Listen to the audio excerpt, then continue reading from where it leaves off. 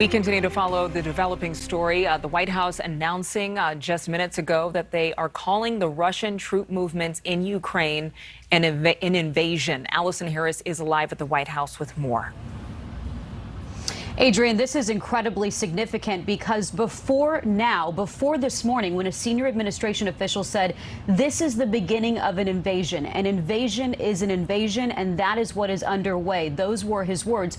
Before that, the White House had been saying this is a significant escalation. They had been referring to these steps as they were happening and these drumbeats of war as escalations. Now we know the White House is calling this the I word, an invasion. That's why we're expecting the White House to impose sanctions today. Senior administration officials saying that we can expect these will be the harshest sanctions leveled in recent history, perhaps ever, by the U.S. against Russia. The president and this administration have been saying all along they are waiting for tanks to roll, for an actual full-fledged invasion to happen to impose those sanctions. We got some word last night and throughout this morning that those sanctions were coming. Now we know the White House is referring to this as the beginning of an invasion, saying the I word there, as I'm saying, and that's perhaps why they're talking about being set to impose these sanctions later today, perhaps in the coming hours here. And Allison, I guess this would really beg the question, will the U.S. increase sanctions as they've been promising?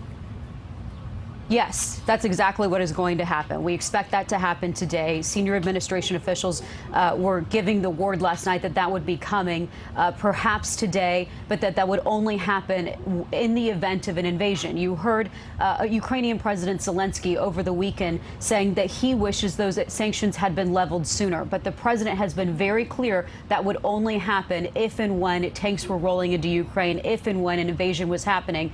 It makes sense that they are calling it an invasion now, as we have learned over the course of the morning, that these Russian troops are not just occupying these separatist regions, but moving into regions now that Ukraine has occupied, where there are Ukrainian forces. The White House now identifying it for that reason as an invasion. And yes, absolutely, over the next few hours, we should expect to see the White House imposing sanctions. And also this morning, we're seeing that from some of our allies in the UK. Boris Johnson this morning saying the UK has issued their first set of sanctions, saying that more will be issued as this invasion continues. But again, it's just significant this morning that this posture has evolved, with the White House now giving it that very specific definition.